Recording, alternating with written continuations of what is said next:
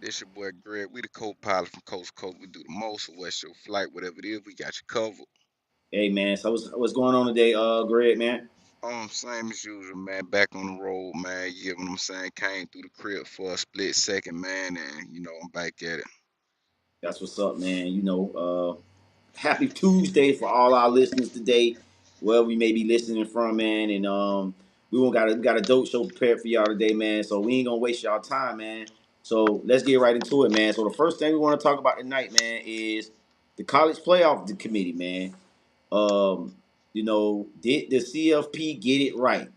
There's a lot of controversials out there. Some teams like Notre Dame, maybe possibly Texas, that made it feel like they was snubbed. Um, but my segments on it. We talked about this earlier on the phone. I just think it's corrupt, and it's all about money in a sense. So they want certain teams and fan bases to get in, particularly the SEC, in my opinion. But it has to be some things, some changes, man. Does conference championships matter? You know what I'm saying? Because obviously it mattered for BYU, but not Alabama. You know what I'm saying? So like, there's a lot of things out there, and I'm not, like I said again, I'm not caping for Notre Dame at all. I don't think Notre Dame should have won the head-to-head against Miami to get in, but there's just a lot of things that do we really feel like these are the 12 best teams out there? I'll let you take off from there, Greg. Um, I would say this: the committee would never get it right from what it looked like. You know what I'm saying? I mean, because there's so many gray areas and whatnot. The language be said, then it's like they find loopholes to get out of that. Because like at the end of the day, they want to put the most lucrative teams and whatnot. And it's not, and like I said, we look at last year, we got all these SEC teams in there and it was still blowouts. So, whether you feel like a game would be close or not shouldn't be the deciding factor because you went with this logic last season and it was like, a bunch of blowouts. And, SEC schools and Big Ten schools, you get what I'm saying, the name of you. So, I think that the approach with the system is crazy. You get what I'm saying? And it Right. always going to lead to corruption because the only thing they're going to think about is money.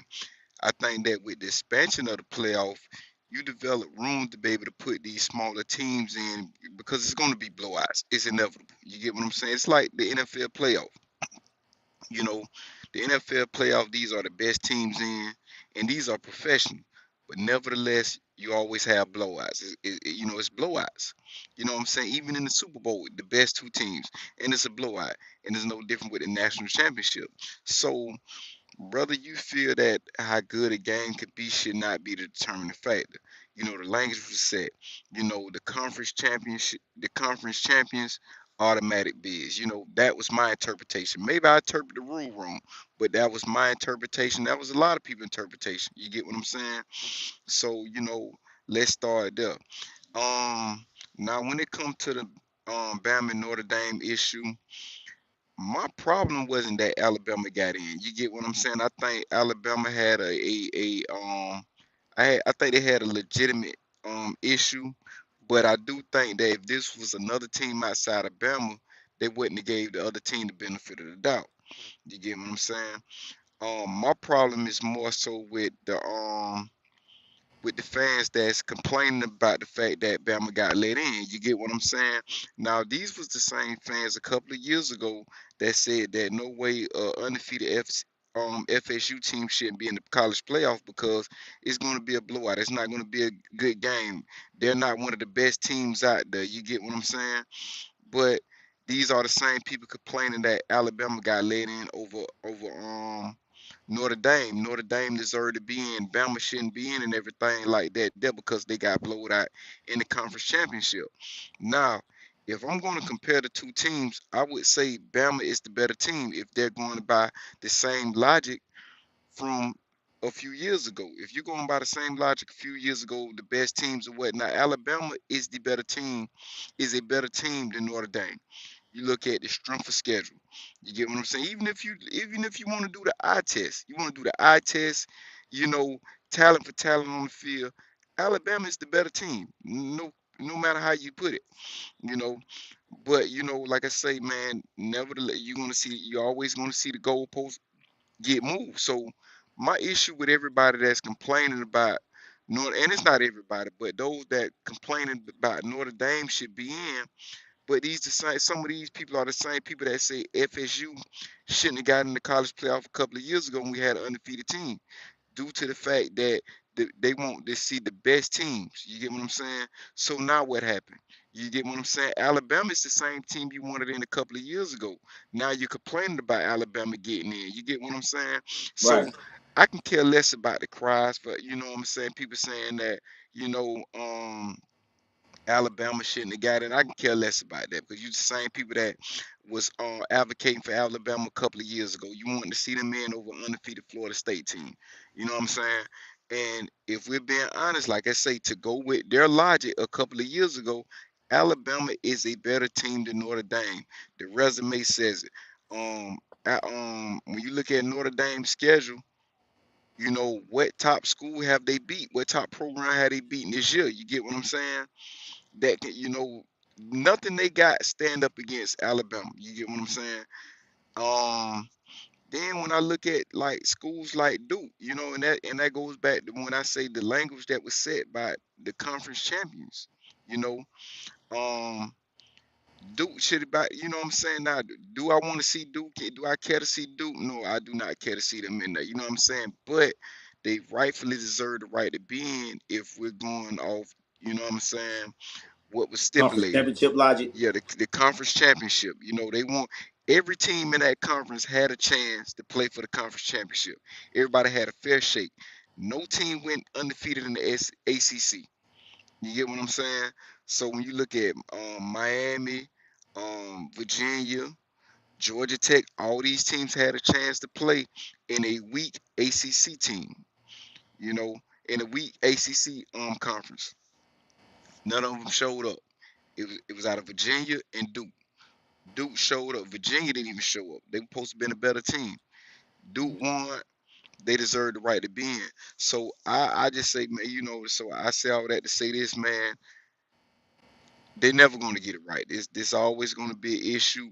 But at the same time, now with the expansion of the playoffs, a lot of these teams are more in control of their own destiny.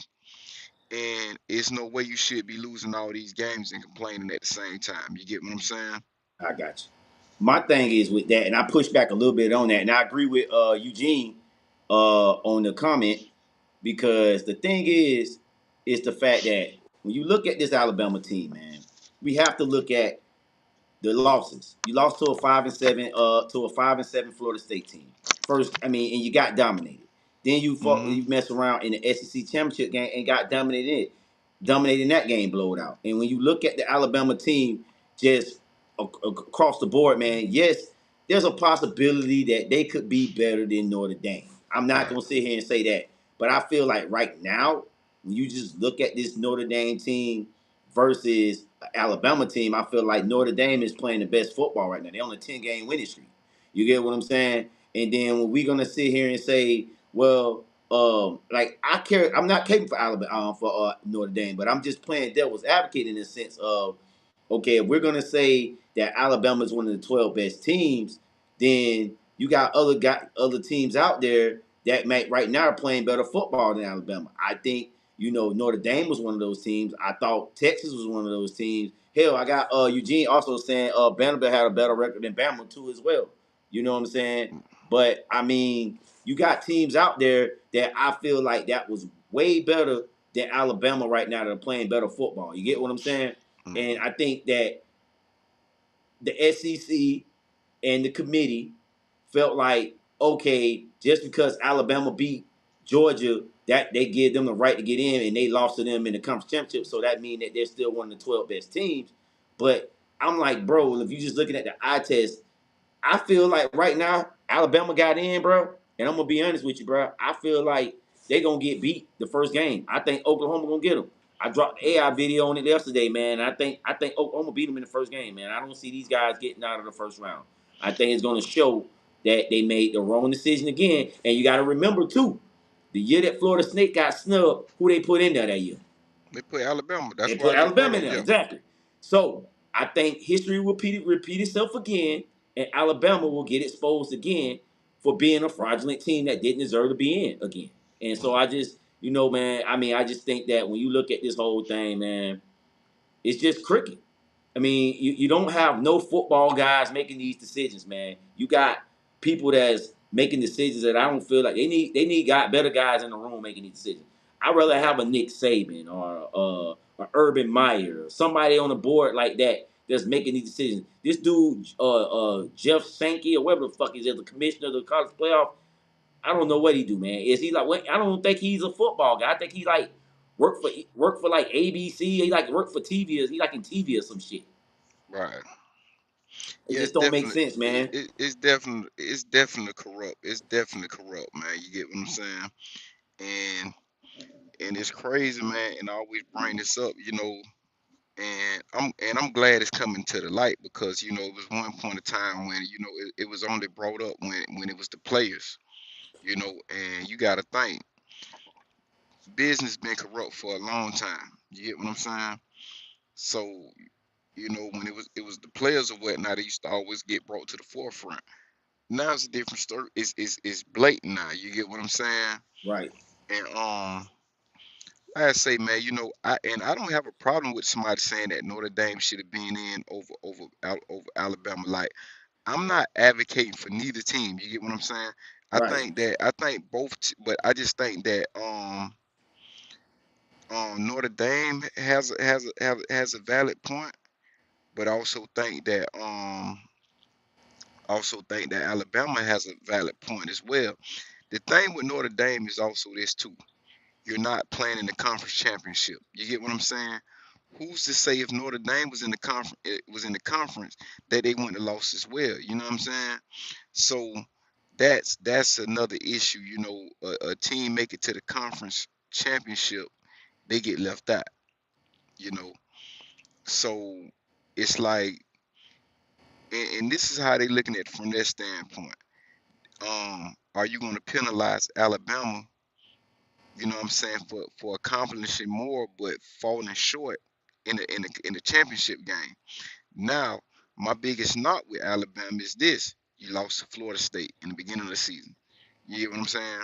You Mm-hmm. pretty much suffered two blowouts on your record against Florida State and against Georgia. You know what I'm saying? And that Georgia game was horrible. So you have to consider that, and I agree, you have to consider that. And I believe that if this was any other team, yeah, I think that, they wouldn't have got the recommendation that Alabama received. Yeah, I do agree with that, man. I feel like when I've just been looking over the comments, not just the comments in this, but just all for the last couple of days, and it's like you have a big, so people are saying that okay, well the SEC put a better brand of football, and if you would have put anybody else in, and it just wouldn't have been good. The best footballers in the SEC.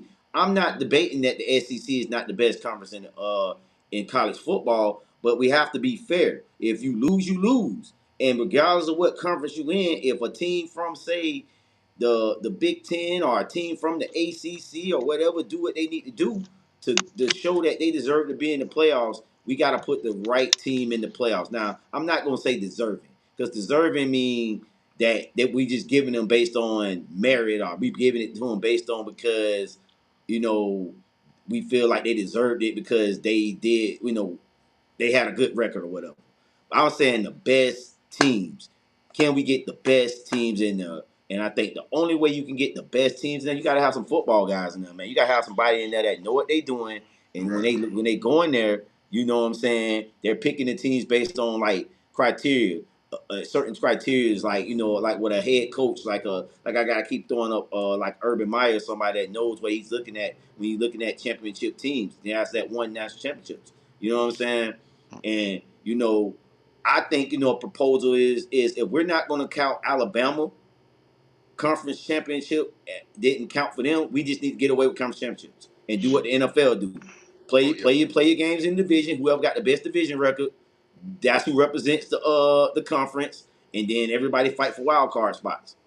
Right. You definitely, because if my thing is this, man. If you're gonna say the best team can be so subjective. You get what I'm saying? It's I like get you. you can just say anybody the best team, the better team, just because you feel like it. So it has to be some type of criteria you go off of. You get what I'm saying? It's Mm-hmm. like for one, you shouldn't get away from the conference championship. You shouldn't get away from that. You know, if it's like when you look at March Madness or whatnot, you have Mm-hmm. teams that may sneak in at the last minute, and that's their loophole in, you know, and that's a thing for the smaller teams, and that makes it more interesting for these smaller teams. You get what I'm saying? To be able to play for these conference championships and have their loophole in to be able to create this Cinderella season. You get what I'm saying? If you're only going to put these powerhouses in just because you feel like they're the better team and they're not even doing nothing to earn it. You get what I'm saying? Then you leave no room for these type of story, these Cinderella stories like we see in March Madness. You know what I'm saying? And I think that that takes away from great stories, and when you look at collegiate football or whatnot, the underdog stories. If we're just gonna say, screw the underdog, we just gonna put, you know, the power, these power teams, these blue blood teams on top. No matter what happened, you get what I'm saying. No matter what their resume is, you know, like I said, it's crazy, man. If we're Let, gonna do let, that, then it's like, go ahead. Now, I'm gonna ask you. I didn't mean to cut you off. I know you were still talking, man. But so you talking about like Cinderellas and stuff like that. Let me ask you your honest opinion. Do you think Tulane and James Madison got a chance against? I think James Madison played against Oregon, who they blowed out a couple years ago in the bowl game, and then you Right. got Tulane against Ole Miss, I believe. Do you think these guys Nah, stand a chance against those teams? I don't think they stand a chance. But as a competitive, as a football player, you always feel like you got a chance every day. I'm just only speaking from a fan standpoint. They don't stand a chance whatsoever. But from a football player standpoint, when you get on that field, you always feel like you stand a chance. You don't care who in front of you because you're gonna maximize. You're gonna make the best out of that moment. You get what I'm saying? So when you out there on the field, and that's really like when I speak. A lot of times I speak from the mind of somebody that's on that field or whatnot. You get what I'm saying? Because these the people that's putting in that sacrificing their bodies, and you know what I'm saying, for our entertainment. So I speak from their standpoint. So when they get on the field, it's like screw what I think. I'm just a fan. I'm not on there. I don't see them in practice. I don't know what game plan they got, their preparation, and none of that. You get what I'm saying? But for these guys that's getting on their field, they feel like screws over that. They bleed like I bleed. You get what I'm saying? Let's decide the game on the field. You know what I'm saying? And not on paper. I agree, man. We gotta agree to disagree, but I do agree with you in certain aspects of your on what you said about you got to decide it on the field, man. I think that's ultimately what the real fans, sports fans want, and the guys that really follow college football. We just want it decided on the field in a good game, man. And I think also too, man. Just looking at the slate of games, man. The first round of games, I really don't only see maybe two games that's going to be interesting: the Miami Texas A&M game and the Oklahoma Alabama game. I feel like are the two most interesting games in the first round. I think the other games are going to be blowouts, bro. Honestly, I think it's going to be blowouts. And Right. I hate to say that, but I mean, when you put James Madison and Tulane in, I think you get what you get. You know. Right. So, any final thoughts on the college playoff? Nah. So let's say it went into some boxing, man. We gonna go back to football on our next segment. Let's talk about this Roach Pit Bull fight, man. Ended in a tie. Um, now you know I feel like Roach is in a real hard predicament because it's been a long time, and I've done my research. Matter of fact, let me. I don't think there has been a boxer that had two back-to-back ties in recent fights. It's been a long time. It's happened if it has happened. But when you look at Roach, man, in this situation, man, I just think that I would be frustrated if I was Roach because I felt like I done enough to win that fight, even though I got knocked down. But they gave it a draw, man, and I didn't know. I thought Roach did enough in most of the rounds to prove that he wanted the fight. But man, I don't know, man. These judges sometimes, man, I don't know, man. I mean, it just seems like now with Roach, do he get that title shot back with Javante now? No, with being a draw, we offer that? I mean, it messes up a lot of things for Roach, in my opinion. But I'll let you talk about this, Greg. You more versed in this than me. I think Ryan, when I looked at listen to everybody who gave their spiel on what happened right with the fight between Roach and Pitbull, I think Ryan Garcia pretty much provided the most accurate take when it came to this fight. Um my thing is you had people saying that Roach shouldn't have never tried to stand toe to toe and fight his fight or whatnot. I thought Roach did a great job of fighting, you know what I'm saying, taking the fight to Pitbull. You get what I'm saying? I Right, mean, outside of that knockdown after that, I mean, Roach bounced back. You gotta think. Those rounds in the middle, Roach was toe to toe with Pitbull. You get what I'm saying? right. And he was killing him with the counter shot. He was killing him with it, you know. And my thing is this, man. You get what I'm saying? At one point, I feel like, yeah, man, Roach should have won that fight, but I think it was a time in that fight when Roach was winning. Like when the judge looked at what was taking place in the fight, and they was going to give Roach the fight at one point, but Roach let it slip away in the championship round, in the 11th and the 12th round. Roach got too complacent. He did not go in for the kill. It's like the same thing when we looked at the fight with Bud Crawford and Israel Madrimov. And I pointed this out, because people feel like Israel won that fight, which I totally disagree with. But I say this right here what gave Bud Crawford that fight. He went in the 11th and the 12th round. Even though he was up on the scorecard, he still came in as if he was down on the scorecard and he took the fight to him. You get what I'm saying? In spite of, you know what I'm saying? I mean, even though you think like, dang, I can stand a chance to get knocked down and losing this fight, he still took the fight to him. And I think that's the same thing Roach should have did. You know, Roach was kind of like moving around the ring and everything like that, bouncing around like as if he had the fight won. In which I believe that he was pretty much up on the scorecards with the refs. But those last two rounds that you allowed Pitbull to catch you, he ended the round, the 11th round. He ended the 11th round with a nice power shot. You get what I'm saying? With a nice Hmm. power shot. Now, like I say, when you look at the 12th round, he's pretty much skipping and hopping around the ring like as if he wanted to fight.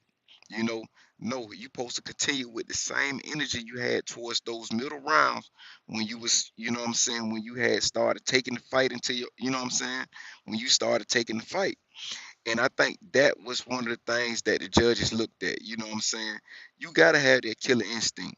Even if But you up, man, judges look at this here, and especially when you look at you got knocked down. Now, a couple of moves that Pitbull did kind of like even it out because Pitbull fighting. You know what I'm saying? I seen him launch in with his head. He hitting below the belt and everything like that. You know, my thing is this: the reason why I couldn't give Pitbull the fight because Pitbull did too much clinching. You know, and Pitbull is known for being aggressive. He got tired. He got tired. I don't know if anybody noticed that. Pitbull did entirely too much clinching in those middle rounds or whatnot. You know what I'm saying? But that would be a fight I think that people would want to see again. You get what I'm saying? Um, but it's like I think that both fighters left a lot down out on the table. When they had the advantage, both fighters let a lot of out there on the table. And as I'm looking at it now, the draw seemed more accurate. I'm gonna go back and watch the fight because at first I thought Tank won. I mean, I thought Roach won the fight. But I thought now I'm looking, when I assess things, the draw seem more accurate because you got to look at its style points, it's things that the judges consider. You get what I'm saying? Not hmm only you got to box and you got to fight, you got to entertain the crowd. You get what I'm saying? So even in these late rounds, the people came to see a fight. You know. So I think the fight with Javante Davis was more so a robbery than this fight. But I think that that's one of the things that he got to consider, man. You have to be able to finish. You got to be a finisher out there, man. Yeah, I think maybe Roach got a little bit too conservative. You know what I'm saying? And like I said, like thinking that he had the fight already won. You know what I'm saying? Getting conservative. And then I also do think as well is and maybe I'm gonna ask you this question, Greg. You the boxing expert. Do you think you maybe Roach was tired in the later rounds and he was trying to say, hey, I'm gonna run because I don't want to get the knockdown late in the fight. I don't think Roach was tired. I think it was just a matter of him being conservative, looking at it as if he got to fight. You hear me? I can hear You can't hear me? you. Damn. Hello? Still can't hear me? Let me see some shit. Don't better not start acting up.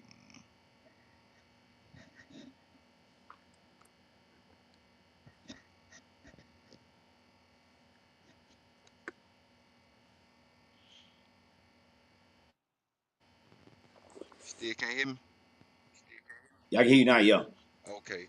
I I get. think it was I think it was more so not that Roach was tired or anything like that. I think it's just he just got in his head he had to fight one, you know. In his head he had to fight one. And you still gotta that knockdown ain't went nowhere. That weighs a lot. And even though he wasn't hurt or whatnot, he caught his balance, but what I'm saying, it was a technical knockdown. You know what I'm saying? Yeah. Yo, Once them once them once them that glove hit them that glove glove. touch the ground, is it? Yeah, it was a technical. Your glove hit the canvas or whatnot. Yeah. You get what I'm saying? And hey, he was able to bounce back from it. But this we still witness. You know what I'm saying? Him score the knockdown. But like I say, man, when they got late in it's to me got too conservative, man. You still gotta take the fight to him. You gotta come with that same energy you had in those middle rounds. You know, this is the thing that was impressing the judges, and especially you know what I'm saying. Pitbull fighting in front of his hometown. You gotta think Pitbull got the crowd and everything. You know, they was born Roach and they was saluting Pitbull. You know what I'm saying? He was in front of his hometown. He was in front of his people. So you have to, man, when your opponent got home field advantage, man, you got to take the fight to him, man. You cannot just sit around and you know try to scope, and Roach did a lot of things right in the fight, but he left a lot out there though. You know what I'm saying?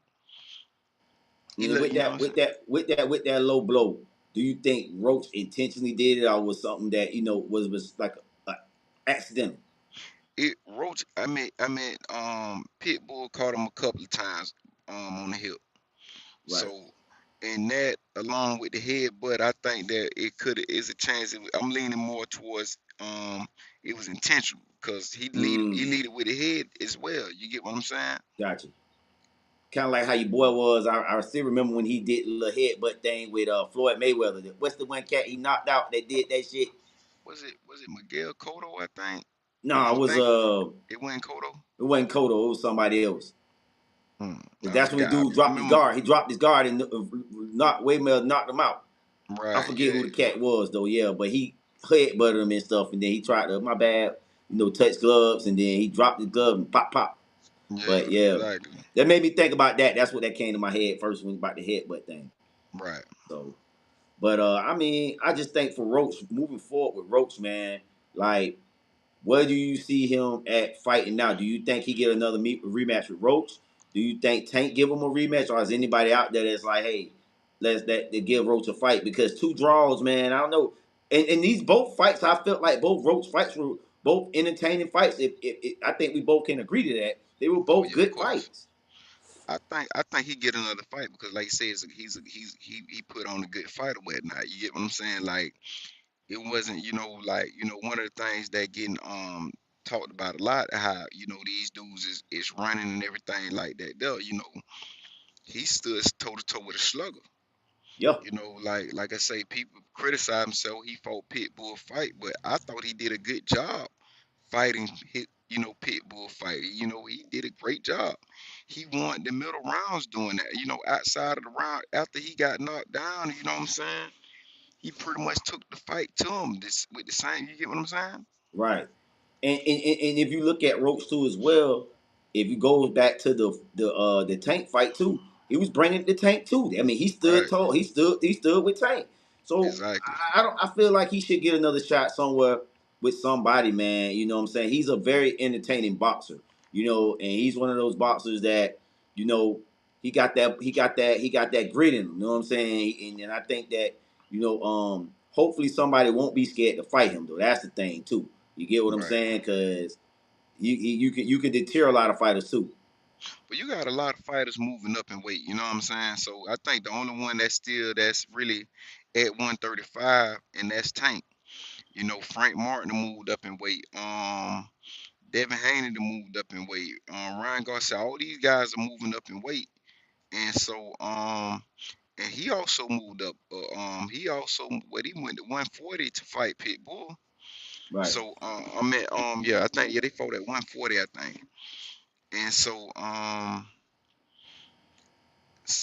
I think that like I say, man, I think and he moved up twice. He moved up to fight Tank, and he moved up to Oh, he fight did. Pitbull. You're right. Yeah, You're absolutely right. He did move up the fight Tank. You're absolutely right, right. He damn sure did. So I mean, he's like I say, Roach is one of those boxers right now, man. That he's kind of like I feel like in a rock and a hard place and shit because of the last two fights. Uh, but I think this could be a something that could really motivate him on his for the rest of his career, and maybe he can get it done, the job done in the next fight. Maybe he get another title shot with somebody else or something like that. right. You know. So we're gonna talk about our last topic of the night. The Jags, man, they take control of the AFC South. Big win over the weekend, man. I mean, for me, it was just like, wow, this team is really showing that they're not the same old Jags. And they on a 4-game winning streak, I'm sorry, got the potential to go a 5-game winning streak. I think we haven't had a 5-game winning streak since 2023, the Doug Peterson year. So the year, 2023, Doug Peterson. And this team is on all cylinders right now, man. Trevor Lawrence has played his best stretch of football in a long time. The defense is getting better every week. And man, right now Jaguars is dangerously scary in the league. I think they're probably one of the more dangerous teams in the league right now, man. If they can continue to play like this. Yeah, that was the 2022 season, by the way, too. 2022. Okay, cool, cool, Yeah, cool, cool. All right, remember that. But I, go ahead. You go ahead. You go ahead. Get your thoughts off, man, Greg. I think one of the things that make us like now that makes us more of a threat, you know, now because we was all you looked at we was always well coached. You get what I'm saying? Mm-hmm. Outside of the penalties and the drop balls, I think we did a lot of things right for us with the fundamentals or whatnot. Being in our defense being able to be in their spots, be in their locations or whatnot. It wasn't real flashy, but it was effective. And we was being a gritty team. I think one of the things that now that's taking us to the next level, and we witnessed this the last two games, um, is Trevor's playing better. You get what I'm saying? Trevor Lawrence is playing better on mistake-free football. He's managing the game well. He's seeing the field. You know, and so that is the thing that we're watching. You know what I'm saying? Not saying that you can look at it saying that he played a perfect game. He didn't make mistakes, but he did all of the small things right. He didn't have those WTF moments. You know what I'm saying? That he normally would have. So that is the thing that was impressive about watching Trevor Lawrence. So and I think that with him playing better, it motivates the team to play better. You get what I'm saying? We had a few drops because it was wet out there. You know what I'm saying? Two drop passes. It was wet out there on the field, so that's to be expected. But they made up for it. And one of the things I see that with Trevor, he's not scared to go back to his receivers. It's showing that he trusts his receivers on the field. After a drop pass from Tim Patrick, he went right back to him for a touchdown. So that's showing that not only that he trusts his team, that his teammates are playing for him. You know, they believe in him, And that's major, man. You get what I'm saying? Um, with the defense, man, Lord, man, look like, he's going to be considered for defensive player of the year. Now we already know that Miles Garrett is going to win it by a landslide, but to be an honorable mention along Miles Garrett, that's an accomplishment when you consider the type of season that Miles Yeah, Garrett he is should be, having this and he season. should be a first team All Pro this year. Yeah, it's a possibility. Yeah, so man, he's looking good out there, man. And like I said, I think the most important thing, man, is coaching, man. I think Liam Cohen provide good energy for this team or whatnot. And like I said, and I like the Doug Peterson. You know what I'm saying? I like the Doug Peterson.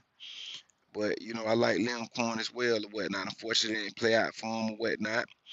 And I will you'll never hear me bashing the old coaching staff and that like that though. But man, you got to give Liam Cohen credit though, man. You got to give him credit, man. What he doing with his team or whatnot. He's simplifying a lot of things or whatnot. Um, that's one of the things I would say. He's simplifying a lot of things for Trevor Lawrence, and as time goes forward, he's gradually add more to the plate. We don't need Trevor Lawrence to be a generational talent to be effective. We don't need him to be all pro. Just do the simple things right. Manage the game. You know, um, we don't. He don't have to have 4,000 yards. Have an MVP season. Just manage the game right. Just do the small things effectively. You know what I'm saying? And the team would take care of itself. I agree, man. And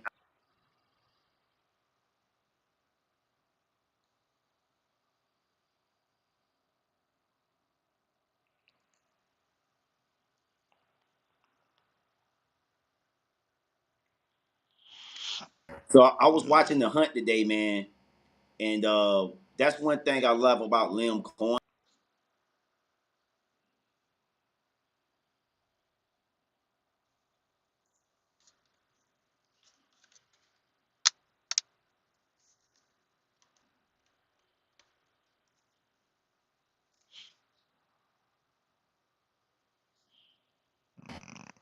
Motherfuckers account,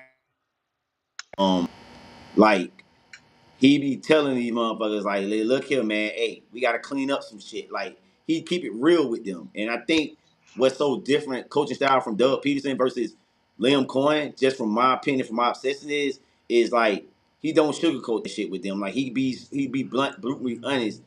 Not saying that Doug Peterson did.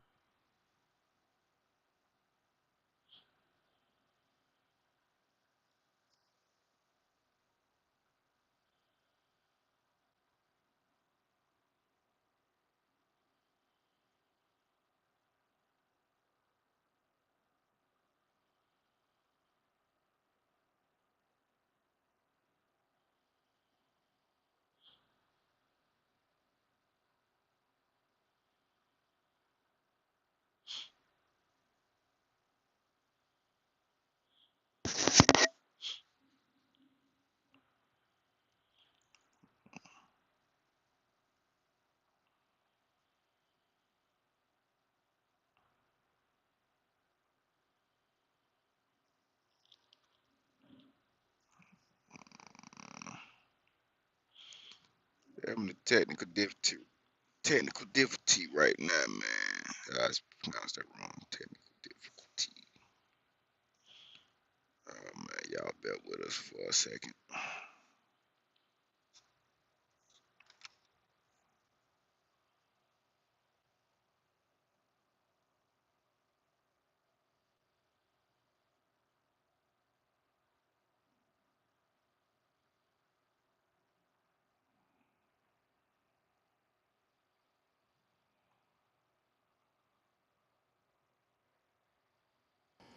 Great.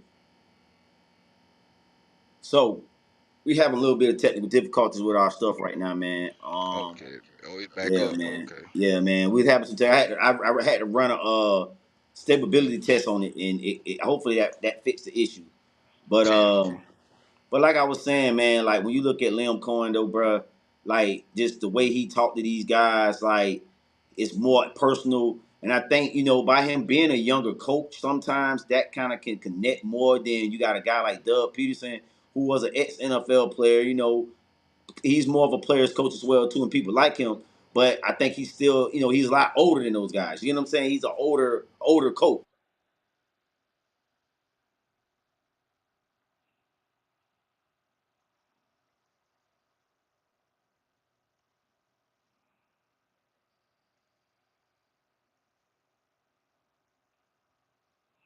Greg, I think it might be my phone, bro, because it's dying right now. Because I got it charged up, but it's dying. So that could possibly be it. I don't know what that it is though. But Yeah. yeah, man, if it do it